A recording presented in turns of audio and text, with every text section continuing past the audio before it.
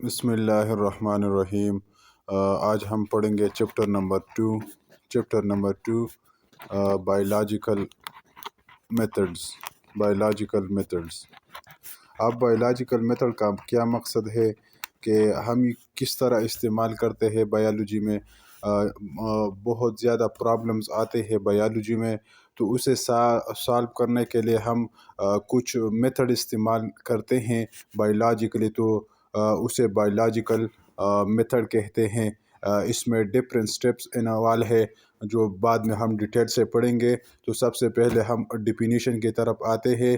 The scientific method in which biological problems are solved known as biological methods. اب biological method کیا ہے؟ وہ methods جس کے ذریعے سے ہم بایولوجیکل پرابلم سالو کرتے ہیں وہ بایولوجیکل میتھڈز کہلاتے ہیں۔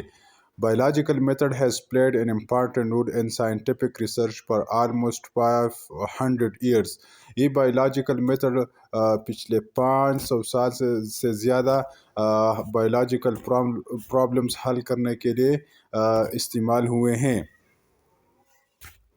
اب سب سے پہلے ہمارے پاس جب کوئی پرابلم آتا ہے تو سب سے پہلے ہم کون سا سٹیپ کرتے ہیں؟ تو سب سے پہلے ہم ریکگنیشن آف بایولوجیکل پرابلم کرتے ہیں کہ بایولوجیکل پرابلم ہے کیا۔ تو سب سے پہلے the first step in biological method is to know that what is the problem۔ Recognition of problem is the main step۔ سب سے پہلے جب ہم کوئی پرابلم آ جاتی ہے تو سب سے پہلے ہم کیا کرتے ہیں؟ تو سب سے پہلے ہم بایولوجیکل پرابلم کو ریکگنائز کرتے ہیں کہ وہ پرابلم ہے کیا۔ اس کے بعد دوسرا جو میتھڈ ہے وہ آبزرویشن ہے۔ آبزرویشن کا ڈیفینیشن یہ ہے: the process of gathering information about events اور processes in a careful order way. اس کے ذریعے سے ہم کسی چیز کو بہت دھیان سے دیکھتے ہیں کہ کس وجہ سے یہ پرابلم ارائز ہوئی ہے، تو اسے ہم دیکھتے ہیں۔ وہ کس کے ذریعے ہم دیکھتے ہیں؟ وہ 5 سینسز کے ذریعے سے ہم دیکھتے ہیں۔ وہ 5 سینسز ہے کیا؟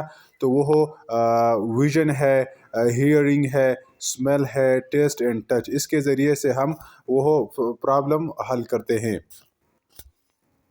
اس کے بعد observation, the information gathered from observation is called data۔ اگر ہمارے پاس آبزرویشن سے جو ریزلٹ آتا ہے تو اسے کیا کہتے ہیں؟ ڈیٹا کہتے ہیں۔ اب ڈیٹا دو قسم کے ہو سکتا ہے، 2 categories, quantitative and qualitative. Quantity میں ہم کیا دیکھتے ہیں؟ Quantitative data are expressed as numbers. یہ نمبر میں آبزرویشن بتاتا ہے۔ ڈیٹا جو ہے نا یہ نمبرز میں ہوتا ہے، اس میں کاؤنٹنگ میجرنگ ہوتی ہے۔ مثال کے طور پر اگر ہم بوائلنگ پوائنٹ کو دیکھ لیں، بوائلنگ پوائنٹ آف واٹر، تو یہ 100 ڈگری سینٹی گریڈ پر ہوتا ہے۔ اگر ہم کوالٹیٹیو کی طرف آتے ہیں تو یہ in the form of descriptive form میں ہوتا ہے۔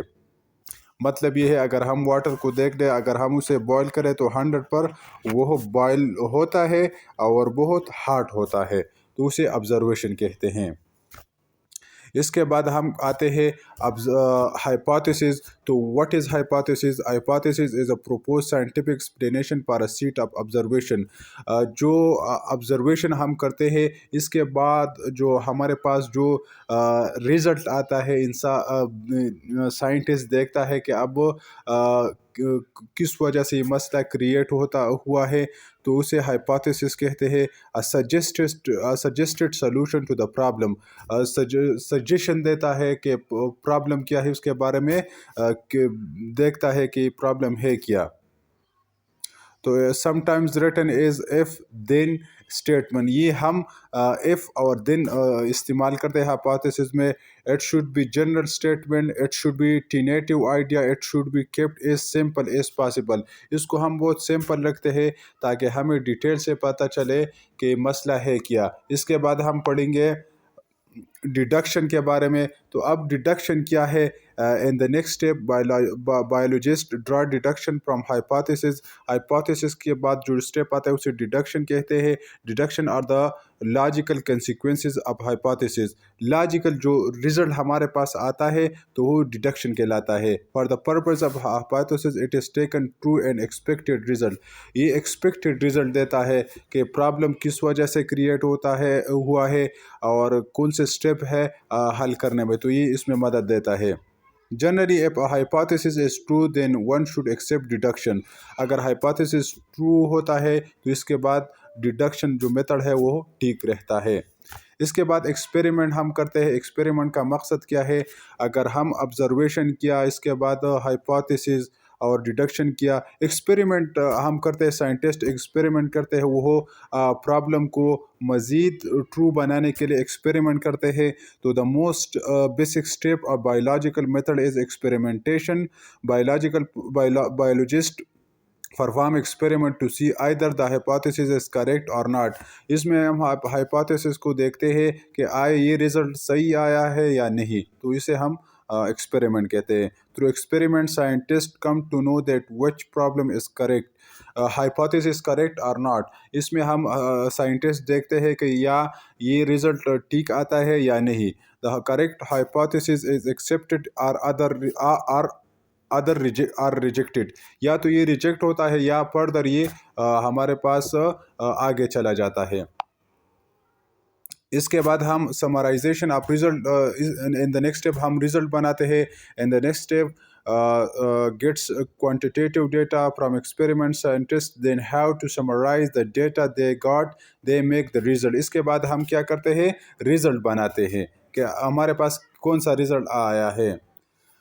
इसके बाद हम करते हैं रिपोर्टिंग करते हैं. द रिज़ल्ट हम एक पेज पर रिपोर्टिंग बनाते हैं कि ये रिपोर्ट ठीक है या नहीं.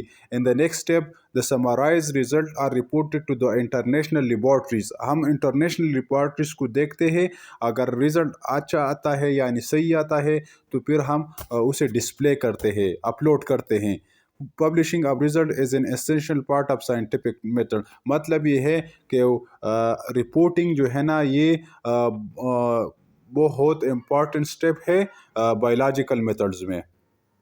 इसके बाद हम थ्योरी एंड लॉ की तरफ आते हैं. What is the theory and what is law?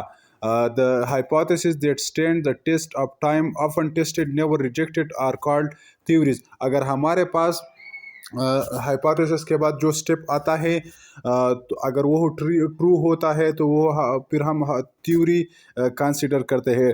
Theory अगर हम एक्सपेरिमेंट कर ले, अगर वो बिल्कुल ठीक आता है तो वो फिर लॉ बन जाता है. अगर ठीक नहीं आता तो थ्योरी कहलाता है. If a theory continue to supported by experiment evidence, it becomes law or principle. अगर हम अब ऑब्जर्वेशन के बाद जो नेक्स्ट स्टेप्स आते हैं, अगर हम अच्छी तरह एक्सपेरिमेंट कर ले और वो रिजल्ट ट्रू आता है तो वो फिर लॉ बन जाता है.